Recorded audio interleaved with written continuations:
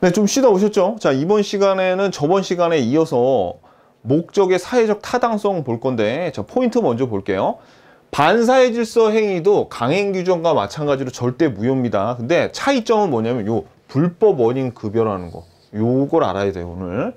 요 개념을 알아야 되고, 두 번째는 판례가 많이 나오는데 요거 보고 이게 반사회 질서 행위라는 거를 알아야 되고요. 그 다음에 반사회 질서 행위가 아닌 경우가 얘네들이 있습니다. 얘네들은 외워줘야 돼. 얘네들은 여기 많이 나오는 거 이거는 그냥 딱 보고 판단만 하면 되는데 얘네들은 좀 외워야 될 필요가 있습니다. 그래서 저랑 같이 외우자고요. 그래서 오늘 나갈 게 우리가 법률 행위 목적의 유효 요건, 특히 효력 요건이 유효가 되려면 네 가지를 충족해야 됩니다. 그죠? 목적, 즉 계약의 내용이 확정적이고 가능하고 적법해야 돼. 여기서는 우리가 강행 규정 배웠죠. 강행 규정. 자, 그런데 지금 네 번째 우리가 사회적 타당성 중에서 반사회 질서 행위하고 다음 시간에 이중매매에 대해서 배울 겁니다. 그래서 오늘은 지금 이걸 배우는 거예요. 그러면 우리 교재를 보시면 108페이지에 반사회 질서 법률 행위가 103조라고 나와 있습니다. 제가 이 법조문 숫자 외우지 말라 그랬죠. 두 개만 알면 된다 그랬잖아. 186조하고 187조. 이거 뭐였어요? 186조는 법률 행위고 187조는 법률 규정이라고요. 요 두 개는 숫자까지 외워놔야 되는데 요거는 알면은 좋고, 근데 이거 다음에 중요한 게 사실 103조인데 뭐 숫자까지는 알 필요는 없습니다. 근데 알면 좋아. 알면 좋아요. 자, 근데 반사회 질서 행위의 그러니까 이거 세 개 말고는 진짜 몇 조인지 알 필요 전혀 없습니다. 요거 두 개 알면 좋고, 이거는 얘네들보다 훨씬 덜 중요해. 그러니까 뭐 몰라도 상관없어요. 중요하긴 한데. 자, 근데 아무튼 한번 읽어볼게요. 반사회 질서 법률 행위가 선량한 풍속 기타 사회 질서의 위반 동그라미. 위반한 사항을 내용으로 하는 법률 행위는 무효란데. 그러면 우리 시험에 만약에 우리 시험엔 대부분 다 그냥 이 103조를 얘기할 때 반사회 질서 행위에 대한 내용으로서 뭐 이렇게 나오거든요. 반사회 질서 행위인가 이렇게 나오는데 요렇게 나올 수도 있어. 선량한 풍속 기타 사회 질서에 위반했대. 그러면 반사회 질서 행위네. 그죠? 그러면 선량한 풍속 기타 사회 질서에 관계가 없는 거 뭐였어요? 그게 임의 규정이었죠. 임의 규정. 그죠? 그거. 자, 그러면 요 103조는 여러분들 봐봐요. 이 법조문이 어떤 거 하지 말라고 구체적으로 나열이 돼 있습니까? 아니면 이 103조에 그냥 이게 이 내용 자체가 선량한 풍속 기타 사회 질서 위반하지 마라고 어떻게 추상적이고 굉장히 포괄적으로 돼 있습니까? 굉장히 추상적이고 포괄적이죠.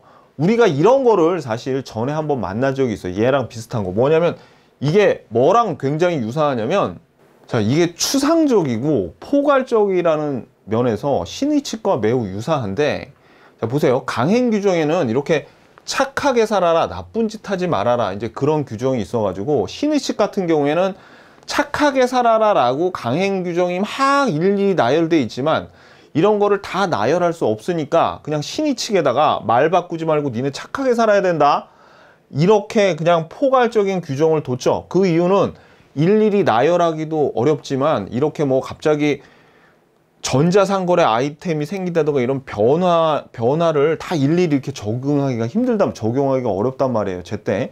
그래서 이런 포괄적인 걸 만들어 놨다고 했죠. 자, 근데 우리 103조 반사회 질서 행위도 마찬가지예요.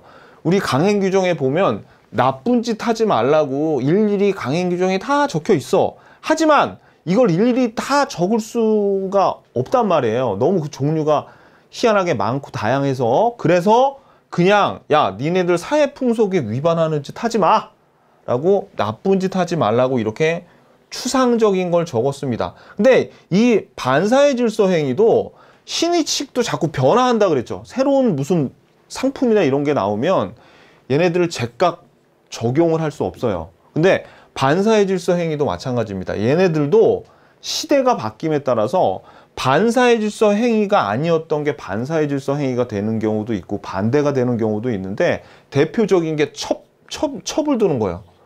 부첩행위. 첩은 여러분들 조선시대에는 별 문제 없었었죠. 근데 이제 대한민국으로 넘어오면서 이 첩이 반사회 질서 행위가 됐거든요. 그러니까 이런 변화, 이런 것들을 마치 신의칙처럼 포괄적으로 추상적으로 이렇게 다루게 된 거죠. 그러면 신의칙에서도 그렇지만 요 반사회 질서 행위에서 가장 중요한 거는 판사의 판단이 중요해. 그래가지고 지금 요 반사회 질서 행위를 저지른 애들이 일단 뭐가 좀 구별이 안 가냐면 이게 진짜 강행규정 위반인지 아니면은 반사회 질서 행위에 해당하는 건지 이게 잘 구별이 안 가거든요. 그러니까 이건 누가 판단해? 왜냐면 이게 포괄적이기 때문에, 그리고 이 강행규정이랑 약간 다른 잘못을 저지를 수도 있으니까. 그러니까 이런 판단을 누가 하냐면 판사가 하기 때문에, 우리 지금 요 시험에서 제일 잘 나오는 건 이게 강행규정이 아니라 103조에 해당하는 거야? 아니야? 그거를 먼저 판단하는 게 우리 시험 문제예요. 이게 되게 좀 우리 상식으로는 이걸 알 수가 없어. 애매하단 말이야. 애매하단 말이야. 왜냐면 이것도 나쁜 짓인데 얘는 사실 더 나쁜 짓이거든요. 그래서 얘네들을 서로 구별을 좀 해줘야 됩니다. 왜냐하면 우리가 강행규정 위반이라고 처벌을 받으면 가벼운데 이거는 되게 무거워요. 이거는 어떤 차이가 있냐면 강행규정 위반으로 해서 무효가 되면 서로 돌려받는데 얘는 돌려받질 못해. 그 차이가 납니다. 자, 이게 무슨 얘기냐면 보세요. 자, 일반적인 강행규정 위반에서, 자, 봐봐요, 여러분들. 우리가 여기 지금 의사 무능력자가 있어요. 의사 무능력자의 건물을 A가 B한테 요거를 매매했죠. 근데 이 매매는 무효란 말이에요. 강행규정 위반이죠. 의사 무능력자하고 거래하면 무효가 된다. 그러니까 웬만하면 거래하지 마 이렇게 했는데 거래했어 그냥. 자, 그랬을 때 이게 무효인데 이 무효인 경우에는 봐봐, 이게 무효가 되면 어떻게 해야 돼? 서로 돌려줘야 돼. B는 A한테 받았던 건물 돌려주고 A는 B한테 받았던 돈 돌려줘야 되거든요. 서로 이렇게 돌려줘야 되니까 이게 무효가 되는 순간 B가 가지고 있던 건물, A가 받았던 돈은 부당이득이라고 부른 거예요. 왜? 돌려줘야 되니까. 부당이득을 서로 반환을 해야 됩니다. 그 이유는 비록 얘네들이 뭐 의사 무능력자의 거래건, 강행규정 어긴 것 중에서 또 우리 토지거래 허가 구역에서 허가 안 받고 한 거 있죠. 그런 거래건 간에 일단은 이 사람들의 재산을 보호해 주려고, 그냥 착한 사람이라고 보는 거야. 그냥 재산은 얘네들을 보호해 주기 위해서 서로 돌려주게 해놨거든요. 근데 불법 원인 급여는 돌려주지를 않는 거예요. 그러니까 103조 위반은 돌려주질 않아. 돌려주질 않아. 이게 무슨 얘기냐면 이겁니다. 우리 103조 무효의 대표적인 게 첩을 두는 행위예요. 첩을 두는 행위. 그러면 이 첩도 나쁜 첩이지만 이 첩을 두는 그 남자도 나쁜 놈이죠. 자, 이 놈이 이 첩한테 이런 계약을 맺었어요. 어디 증여계약을 맺어가지고 증여계약을 맺었어. 그래서 어떤 증여계약을 맺었냐면, 야, 너 있잖아. 내가 건물을 줄게. 건물을 줄 테니까 내 첩으로 딱 5년만 살래? 라고 했어요. 그러면 이 첩이 알았어, 좋아. 나 건물 주면 내가 너한테 5년 살게. 이렇게 해서 서로 계약이 됐거든요. 그러면 자, 요 증여계약 앞에 붙은 이 이 5년 동안 첩이 되라는 행위가 요 103조 무효인 요 반사회 질서 행위에 해당하기 때문에 이 증여계약도 무효가 되는 거야. 요 건물을 주는 거. 이 여기에 붙은 조건 5년 있으면 5년 동안 내 첩하면 건물 줄게 했을 때 요 법률 행위도 무효가 되는 거거든요. 그러면 여기 위에처럼 원래 이게 일반적인 강행 규정이면 이거 돌려줘야 되죠. 돌려줘야 돼. 근데 이 103조 무효는 안 돌려줘. 첩이 안 돌려줘. 왜? 왜냐면 이놈이 워낙 나쁜 놈이기 때문에 이 건물을 돌려줄 필요가 없다고 보는 거야. 그러니까 얘네들은 보호를 안 해주겠다는 거예요. 나쁜 짓을 하면. 요거. 그래서 우리가 봐봐요. 그러면 여러분들이 봤을 때, 아, 선생님, 그러면 너무 첩만 이익 보는 거 아니에요? 이 나쁜 놈만 손해 보는 거 아니에요? 둘 다 나쁜 것들인데, 첩만 이익 보는 거야. 그래서 이걸 뭐라고? 맞습니다. 이거 첩만 이익을 보는 건데, 그래서 이걸 뭐라 그러냐면 불법 원인 급여라 그래. 그러니까 급여가 받는 거죠. 불법을 원인으로 해서 첩이 이걸 받았는데, 이걸 받은 거 자체가 첩을 보호하려고 그러는 거예요? 아니면 얘를 보호하지 않으려다가 보니까 그냥 첩이 불법 원인으로 해서 그냥 이익을 본 거야. 반사적으로 그냥 이익을 봤을 뿐이지, 얘도 나쁜 첩이에요. 얘도 나쁜 놈이고. 그죠? 자, 근데 이번에는 첩이 이익 봤죠. 반대의 경우도 있어. 반대의 경우. 어떤 경우가 있냐면, 이번에는 한번 봐봐요. 이번에는 이 나쁜 놈이 건물부터 먼저 주는 게 아니라, 이 나쁜 첩한테 나쁜 놈이, 야, 너 있잖아. 나한테 5년 동안 내 첩이 되잖아? 그러면 내가 너한테 건물 줄게 라고 했어. 자, 그래서 가지고 이 첩이 열심히 5년 동안 이 나쁜 놈의 첩이 됐어요. 첩이 됐는데, 자, 그러면 아까 말씀드렸듯이 이 미래에 주겠다고 하는 이 증여 계약도 무효라 그랬죠. 그래가지고 이게 무효라서 5년 지나고 나서 이 나쁜 놈이 나쁜 첩한테 건물 안 줘도 돼. 안 줘도 돼. 그러면 보세요. 이 나쁜 놈은 얘한테 건물 주겠다고 해놓고 안 줘도 됐죠. 안 줘도 돼. 그러면 이번에는 누가 이익 본 거야? 얘가 원래 줘야 될 건물을 안 주니까 얘도 뭐가 생겨? 불법 원인 급여로 해서 반사적인 이익을 누렸다는 겁니다. 그러니까 나쁜 짓 하면 안 되겠지. 왜? 나쁜 짓 해가지고 나쁜 짓 하게 되면 자기가 어떤 재산을 그 나쁜 짓에 이렇게 그러니까 투입을 하죠. 그럼 다시 돌려받을 수가 없어요. 그러니까 이건 진짜 이 103조 무효는 이거보다 훨씬 무서운 무효죠. 불법 원인 급여 때문에 그래요. 불법 원인 급여. 이 상대방이 이 둘 다 나쁜 놈이지만 상대방이 한쪽으로 반사적인 이익을 누리게 만들어 놨어. 그래야지 이 무거운 103조 위반을 안 할 거 아닙니까? 그죠? 도박도 마찬가지입니다. 도박빚이 있어. 그럼 안 줘도 그만이야. 안 줘도 그만이야. 불법 원인 급여야. 불법 원인 급여. 무슨 얘기인지 아시겠죠?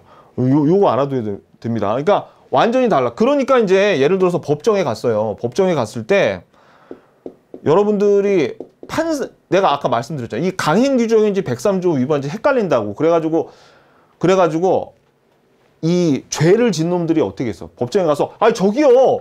강행 규정 저는 103조를 위반한 게 아니라 강행 규정 위반이에요. 그러니까 이거 부당이득 반환으로 서로 돌려받게 해주세요. 막 그러겠죠. 그럼 판사가 뭐라 그래? 딱 판단을 내려가지고 그래. 듣고 보니까 네가 일리가 있어. 강행 규정이니까 이거는 부당이득 반환으로 돌려줘. 이러거나 아니면 야 임마 무슨 소리야? 이건 103조 위반이니까 니네 서로 안 돌려줘도 돼. 이렇게 한단 말이야. 그래서 103조 위반인지 아닌지를 구별하는 게 우리가 공부할 내용이라고요. 무슨 얘기인지 아시겠죠? 오케이. 자, 그게 바로 불법 원인 급여에 관한 내용이었어요. 불법 원인 급여가 뭐라고요? 둘 다 나쁜 놈인데 한 놈을 보호하지 않으려다 보니까 한쪽이 반사 이익을 보는 걸 불법 원인 급여라고. 그러면 봐봐요. 이 103조 무효를 저질렀을 때 이제 이런 경우도 있겠죠. 왜냐면 이건 그냥 첩이라서 둘 다 나쁜 것들인데 한 사람은 좀 착한데 한 사람만 103조 위반으로 진짜 나쁜 짓을 저지르는 경우도 있을 거 아닙니까? 그때는 착한 사람은 안 돌려줘도 돼. 근데 얘는 돌려줘야 돼. 무슨 얘기인지 아시겠죠? 오케이. 이거 나중에 배울 겁니다. 우리가 이거 불공정행위라 그래서 이런 경우도 있어요. 폭리행위, 불공정행위에서는 폭리를 취한 놈만 돌려주고 폭리를 당할 뻔한 놈은 쟤한테 안 돌려줘도 되는 그런 것도 있어요. 그러니까 둘 다 나쁜 경우에 이제 이게 해당이 되는 거죠. 오케이, 됐습니다. 이거 나중에 볼게요, 하나씩. 자, 그럼 이제부터는 재밌습니다. 요거만 이해하면 돼. 불법 원인 급여만 이해하면 게임 끝나는 거예요. 자, 그래서 103조 위반, 여기서 중요한 포인트는 뭐다? 선량한 풍속 기타, 이 위반이 중요한 거예요. 위반. 자, 그래서 이제 읽어볼게요. 그 법률행위가 선량한 풍속 기타 사회질서에 위반되는 경우에는 무효인데 103조 위반은 강행규정 위반과는 구별된대. 뭐가 구별돼? 안 돌려줘도 된다고. 안 돌려도 반사적인 이익을 누리는 불법 원인 급여가 있습니다. 그래서 사회질서 위반의 판단, 그리고 사회질서 위반의 판단 시기는 이것도 봐봐요. 법률행위가 성립한 때죠. 웬만하면 다 법률행위가 성립할 때 하는 거예요. 자, 기준으로 하는 겁니다. 그리고 이거는 되게 시험에 잘 나와요. 이거 나중에 뒤에도 나오는데 이 별표. 조건이 사회질서에 반하는 것일 때는 법률행위 전체가 무효예요. 그래서 조건이 불법 조건이면 조건만 무효가 아니라는 의미인데 이게 무슨 얘기냐면 아까 제가 뭐라 그러냐면 네가 5년 동안 내 첩이 된다면 이게 영어로 따지면 if죠. if가 이 조건인데 요게 조건이야 조건. 뭐뭐 한다면이 조건이에요. 조건. 자 뭐뭐 한다면 내가 건물을 줄게 라고 했던 것은 이게 증여계약이죠. 자 봐봐요. 여기에 법률 행위, 즉 계약은 증여계약인데 조건이 불법이죠. 그럼 아까 말씀드렸듯이 이 증여계약도 불법이 되는 거예요. 조건만 불법이고 증여계약은 그대로 이행하는 게 아니라 이거 자체도 불법이 되더라 라는 거를 알아두셔야 됩니다. 시험에 무지하게 잘 나와요. 이거는 나중에 조건편에 가서 나올 건데 아무튼 이거는 꼭 알아두셔야 되고 자, 그 다음에 말씀드렸듯이 반사의 질서 행위가 항상 절대적인 건 아니라 시대에 따라서 변하기도 하죠. 그러니까 법전에 일일이 나열할 수가 없어요. 그래서 103조 위반이냐 아니냐는 결국 판례에 의해서 즉 판사에 의해서 결정이 되는데 자 이제 그 좀 외워야 될 그런 시기가 왔습니다. 여기 이제 108페이지 2번에 반사의 질서 행위의 유형이 나오는데 자 봐봐요 여러분들 이거를 그냥 무작정 다 보면 잘 머리에 안 들어오기 때문에 자 그리고 요 지금 우리가 보고 있는 반사의 질서 행위도 절대 무효예요. 제3자가 선의의 제3자가 대항할 수 없는 그 절대 무효인데 자 이거 보자고요. 지금 이거 봐야 돼. 그거는 조금 이따 보기로 하고 반사의 질서 행위의 유형을 크게 일단 이중매매 이거 다음 시간에 배울 겁니다. 이게 제일 중요하거든요. 이중매매 다음 시간에 우리가 보고 그 다음에 인륜 신분 질서에 반하는 행위 요게 있어요. 이거는 주로 어떤 거냐면 첩 관련 행위고 결혼을 억지로 하거나 억지로 결혼 생활을 막 유지하려고 하거나 아니면 결혼 생활을 성실하지 않게 하거나 뭐 그런 내용들을 다루고 있습니다. 요 인륜 신분행위. 그래가지고 이 결혼 생활을 원활하게 유지하게 나가면 이거는 103조 위반이 아닌데 결혼 생활을 막 첩 같은 거 둬가지고 막 이렇게 깨려고 하는 행위들은 이거는 103조 위반에 해당이 돼요. 이따가 볼 거예요. 그 다음에 법조인 관련 판례가 좀 있어요. 법조인 뭐 변호사가 형법을 맡은 변호사가 사례를 받으면 그거는 반사의 질서 행위가 뭐 그런 내용. 범죄 관련 행위, 그다음에 공무원 관련 행위, 동기의 불법 요런 것들이 있습니다. 요런 것들이 있는데 이게 좀 각 몇 개가 해당이 되는데 이거 재밌어가지고 금방 외워지는데 반사의 질서 행위가 아닌 것들이 돈 관련된 게 얘네가 시험에 잘 나와요. 그리고 강박, 그다음에 해외 연수를 보낸 거에 관련된 판례. 요거를 지금부터 저하고 하나씩 보게 될 겁니다. 자, 요 반사의 질서 행위 유형 일단 이중매매는 적극 가담을 해야지 이중매매거든요. 그러니까 요 별표 이거 다음 시간에 배울 거니까 일단 별표만 치고 넘어갔어요. 다음 시간에 볼 거야. 자, 그 다음부터 이제 요 판례들을 쭉 보는데 내용이 많아도 절대 이게 내용이 많은 게 아닙니다, 여러분들. 왜냐면 그냥 이게 되게 재밌어. 이런 건 되게 재밌어. 한번 볼게요. 이번에 인륜 질서에 반하는 행위는 요거는 옆에 적어놔요. 건전한 결혼을 유도하려는 겁니다. 봐봐요. 근데 건전한 결혼을 한다는 게 막 예를 들어서 두 배우자 중에 한쪽이 굉장히 폭력적이야.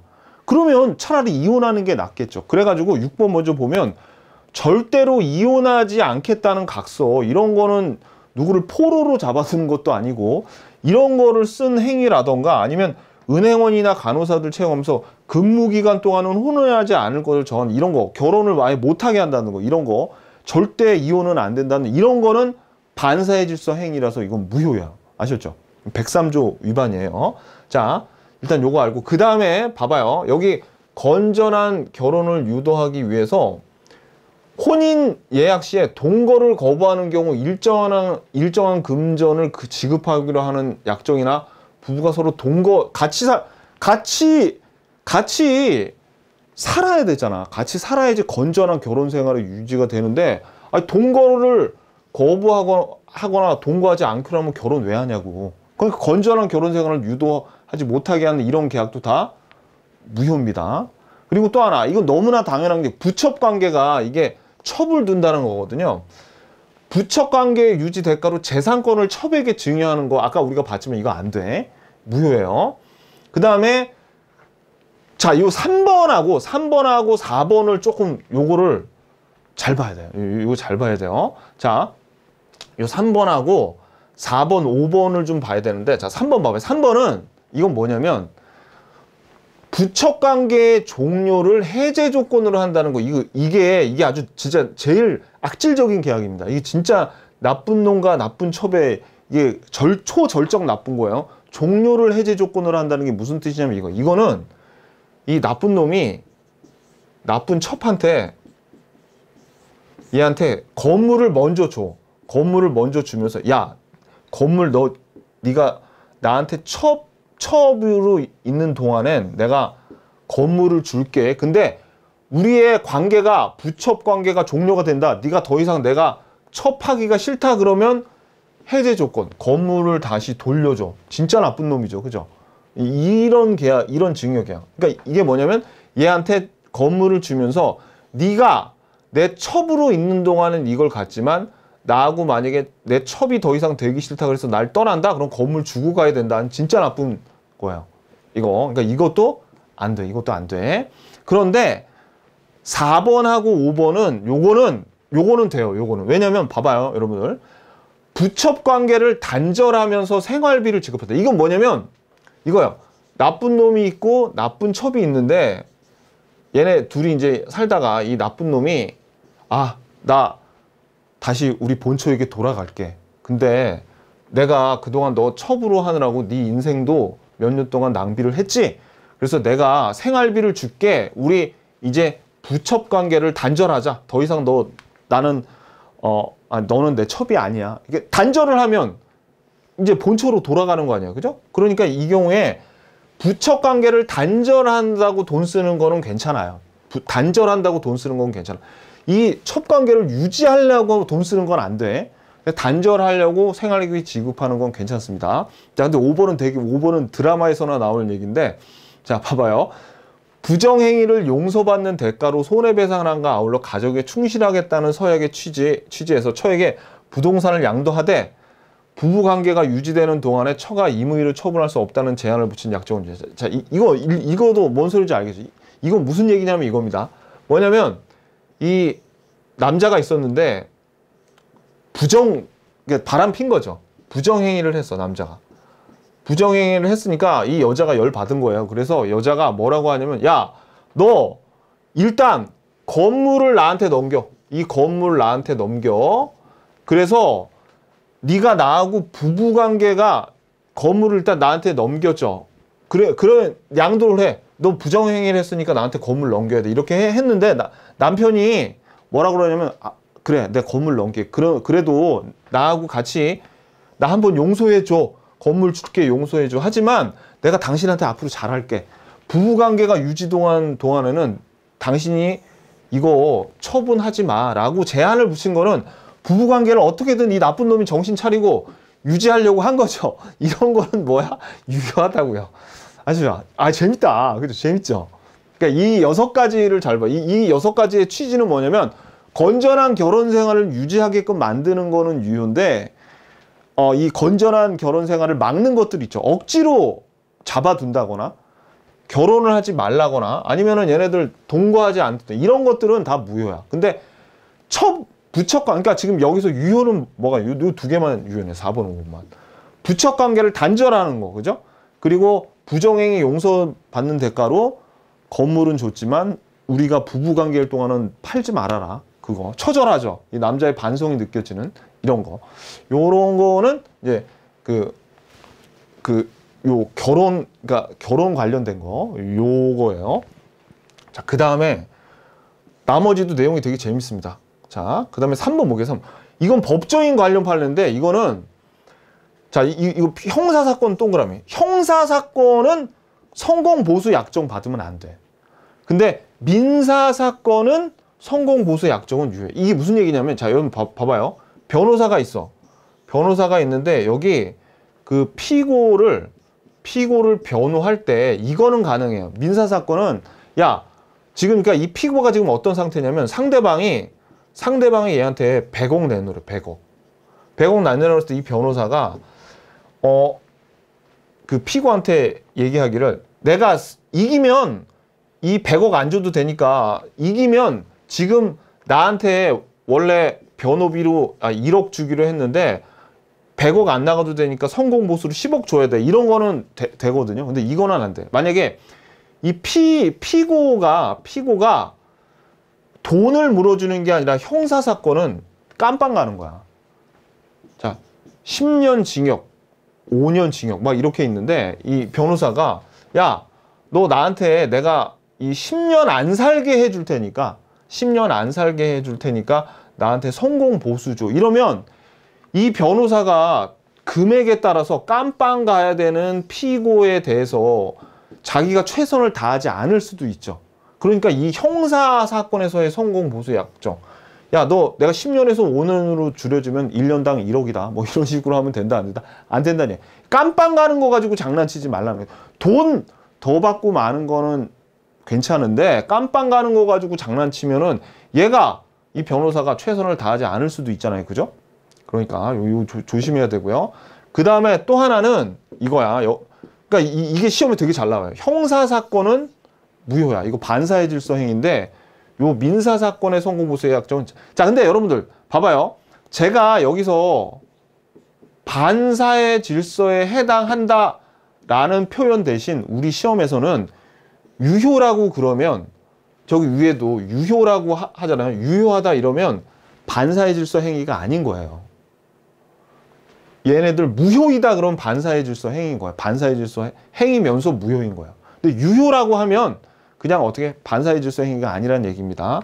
봐봐요. 근데 3번은 얘는 변호사가 아닌 자래. 그럼 뒤에 무슨 얘기가 붙던 간에 그냥 이거 반사의 질서 행위예요. 봐봐요. 변호사가 아닌 애가 승소 조건을 대가로 소송 당사자로부터 소송 목적물 일부를 양도받기로 하는 이런 거. 변호사가 아닌 자가 이런 짓 하지 말라고.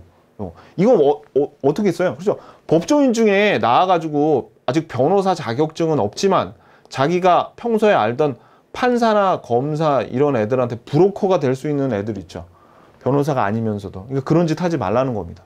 그러니까 중요한 거 형사하고 변호사가 아닌 형사사건하고 변호사가 아닌 자가 무슨 짓 하면 얘네들 뭐야?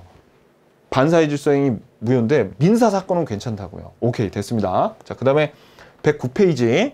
자, 네 번째 범죄 관련인데요. 자, 여기는 법정 진술과 증언에 대한 거 이거 시험에 잘 나오는데 증언을 대가로 돈을 그냥 용인할 수 있는 수준, 여비라던가 증언하러 갈 때 교통비라던가 그 증언하러 가가지고 하루 일 못하면 손실이 생기죠. 일실손해 이런 거를 요 정도만 받으면 상관 안 하겠는데 그걸 초과해서 돈 많이 받고 너무 돈 많이 받고 증언하면 자기가 그 돈 받은 쪽에 유리하게 거짓말할 수도 있겠죠. 그러니까 이런 거는 안 돼. 그 다음에 뭐 너무나 당연한데 요거는 허위 진술을 하고 대가를 받기로 한 거 이런 것도 당연히 요것도 반사의 질서 행위입니다. 요거 그 다음에 요거 처음부터 보험사고를 가장하여 보험금을 취할 목적으로 체결한 보험계약. 그러니까 요거는 처음부터 사고 가장 이 말이 들어가야 돼. 보험사고 가장. 그 다음에 도박, 밀수 그리고 도박해가지고 이미 도박해서 이긴 거 가지고 내가 나중에 내 집문서 줄게 막 이런 것도 다 무효란 얘기예요. 도박 관련 밀수 이런 것들. 자, 뭐 이거 쉽죠? 여기는 거 증언할 때 장난치지 마. 증언할 때 요거. 그 다음에 공무원하고 행정기관 관련도 나오는데 요것도 내용이 그냥 여러분들이 이해만 하면 그러니까 억지로 외울 필요는 없단 말이에요. 그냥 한번 보면 돼요. 이게 공무원한테 청탁해서 뇌물 주기로 했대요. 이거 당연히 이건 뭐겠어요? 반사의 질서 행위고. 그 다음에 2번은 뭐냐면 행정기관에 진정서를 제출하여 상대방을 궁지에 빠뜨린 다음 이를 취하하는 조건으로 거액의 급부를 제공하기로 약정한 경우. 자, 이건 무슨 얘기냐면 A가 가령 B하고 둘이 좀 아는 사이인데 A가 어디에다가 토지를 샀는데 여기다가 건물을 지으면서 건축 위반을 해가지고 이 100억 들여서 지은 건물을 요거를 약간 위법 행위가 있어. 그래가지고 이거 잘못하면은 이거 다 요거 허가한 게 취소가 되면 이거 건물 다 허물어 버릴 수도 있는데, 근데 이 B가 이 사실을 알고 진정서를 행정기관에 내가지고 이 건물 때문에 너 피해받고 있어요, 이런 진정서를 낸 다음에 A한테 야, 너 이거 다 100억짜리 허물래? 아니면 내가 이거 진정서 취하할 테니까 너 이거 나한테 한 10억 줄래? 이러면 된다, 안 된다? 안 된다는 얘기예요. 다시 읽어볼게요. 행정기관에 진정서를 얘가 제출해서, 일종의 협박이죠. 상대방을 궁지에 빠뜨린 다음 이를 취하하는 조건으로 거액의 급부를 제공하기로 하는 약정. 근데 이건 단순한 협박이 아니라 그냥 행정기관까지 끼고 하는 거죠. 이런 거 반사회질서 행위라고요. 자, 그 다음에 6번 동기의 불법은 요거예요. 불법한 반사회 질서적인 동기가 표시가 되거나 상대방에게 알려진 경우, 요게 그러니까 5어죠, 5어. 이 불법적인 동기가 표시가 되거나 상대방에 알려진 경우에는 무효가 돼요. 그러니까 이거는 뭐라는 얘기입니까?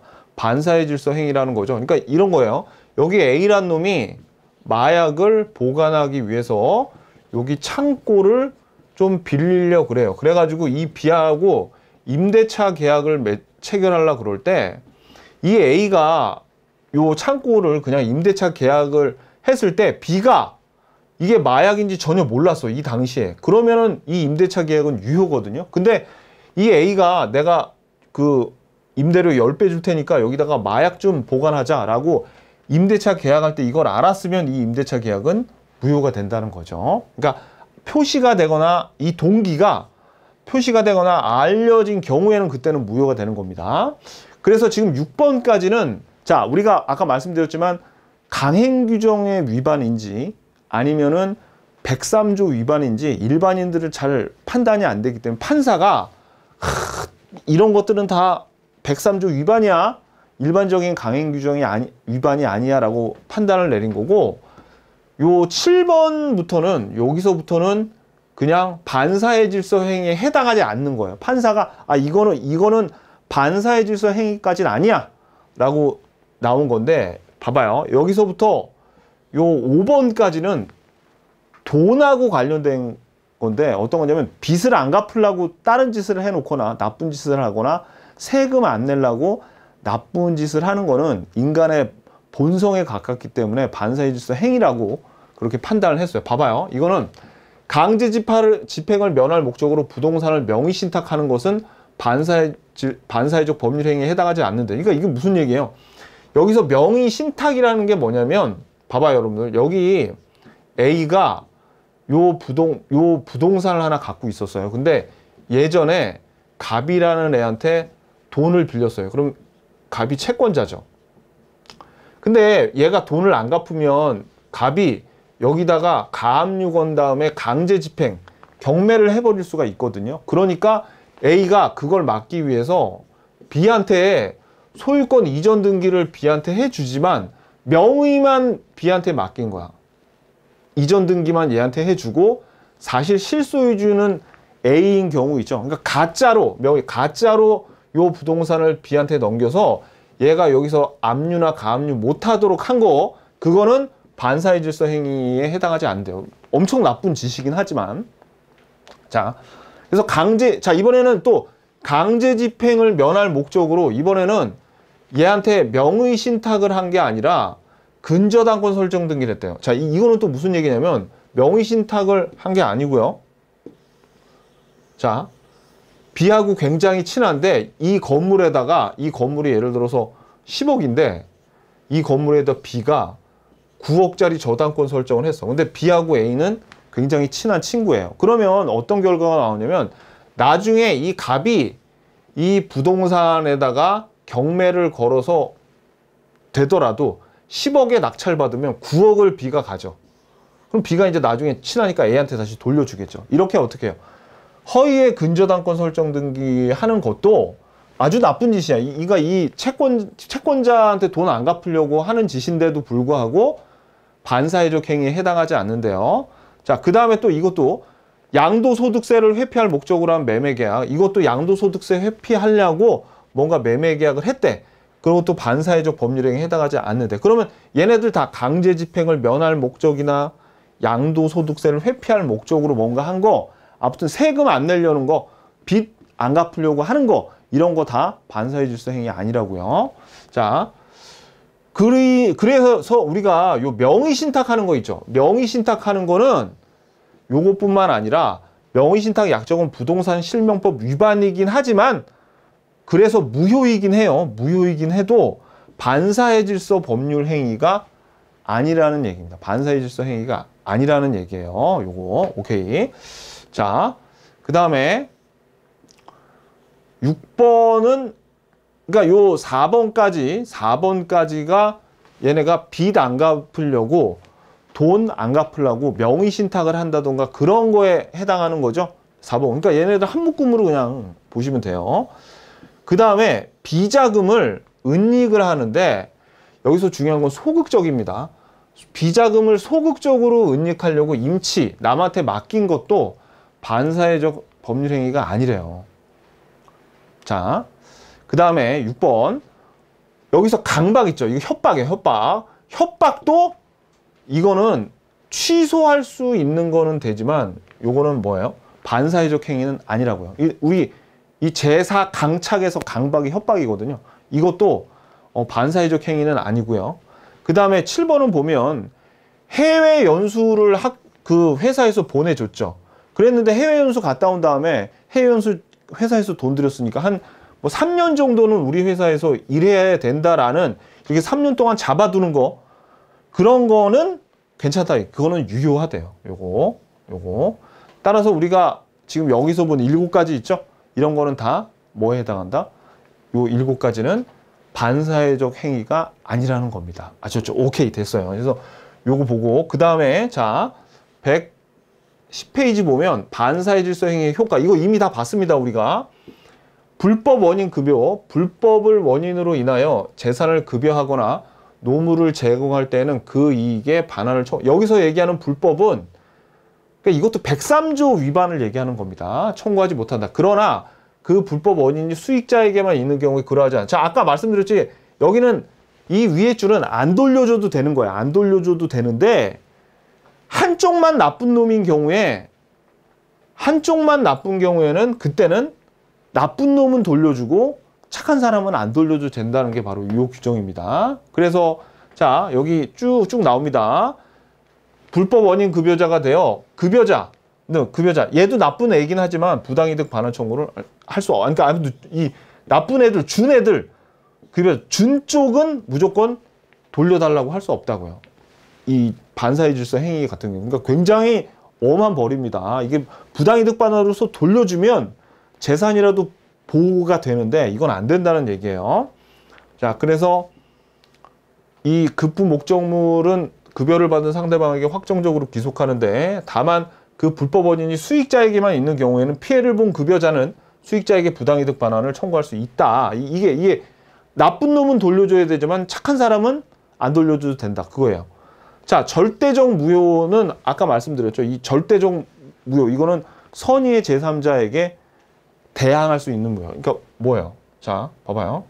자, 우리가 절대무효가 요 둘이 강행규정 위반일 때, 요게 C한테 팔았을 때 얘가 선이라도 요거 이 A가 무효를 주장하면 이거 돌려줘야 된다 그랬죠. 그래서 선의의 제3자가 대항할 수 없는 무효가 절대무효잖아요. 자, 근데 우리가 그 불법 원인 급여도 얘네들도 절대무효예요. 만약에 아까 말씀드렸듯이 이 건물이 100억짜리인데 A가 B한테 만약에 이거를 이 B가 이 나쁜 짓을 해가지고 1억에 팔았어. 그럼 얘가 99억이나 남겨먹었는데 이걸 우리가 폭리행위라 그럽니다. 그래서 이 B가 지금 나쁜 짓을 저지른 거예요. 이것도 103조 반사회 질서 행위인데, 이때 이 A가 있잖아요. A는 잘못한 게 없고 이 B만 나쁜 짓을 저질렀죠. 그러니까 이 B는 돌려줘야 돼. 근데 A는 1억을 안 돌려줘도 됩니다. 1억 받았을 거 아닙니까? 안 돌려줘도 돼. 이거 되는데, 근데 봐봐요. 근데 이 B가 만약에 이 건물을 C한테 이걸 팔죠. 근데 얘네 둘이 이런 불공정 행위가 있었는지 103조 위반인지를 몰랐어. 선의라 하더라도 절대 무효죠. 이 A가 무효를 주장하면 돌려줘야 돼. 무슨 얘기인지 아시겠죠? 그러니까 이 불공정 법률행위, 뭐 불법 원인 급여도 있지만 당사자 간에 안 돌려줘도 돼야 되지만 만약에 그 한쪽이 한쪽만 착해, 그럼 돌려받을 수 있습니다. 요거. 자, 그래서 이 내용 그냥 절대적 무효 정도만 알면 됩니다. 그러니까 여러분들 자세히 저 얘까지 기억할 필요는 없고, 그 다음에 무효행위의 추인이나 무효행위의 전환이라는 말이 나오는데 안 돼. 이거 둘 다 안 돼. 그리고 전환이 되는, 이제 무효행위의 추인은 그냥 앞으로 나오는 것에 다 안 된다고 보시면 되는데, 강행 규정도 안 되고 다 안 돼요. 근데 이 전환은 이제 뭐가 나올 거냐면, 방금 전에 봤던 폭리행위에서는 요 전환이 돼요. 나중에 뒤에서 볼 거예요. 아무튼 일단은 다 안 된다고 생각하세요. 자, 그래서 여기까지가 이제 우리가 다 봤던 내용입니다. 포인트 한번 볼까요? 자, 포인트. 그래서 오늘 우리 배운 내용 중에서 불법 원인 급여 알았죠? 요게 뭐예요? 안 돌려줘도 되는데 이게 나쁜 짓을 한 사람을 보호하려는 게 아니라 얘네들 보호하지 않으려다 보니까 한쪽이 그냥 반사적으로 이익을 보는 거. 그 다음에 판례를 보고 반사의 질서인지 아닌지 구분해야 되고, 반사의 질서가 아닌 경우 우리 쭉 봤잖아요. 요거를 이제 우리가 딱 객관식이니까 이따 기출문제 풀면서 어디에 해당하는지 보면 연습이 될 겁니다. 자, 조금만 쉬었다가 이중매매 하나만 더 할게요.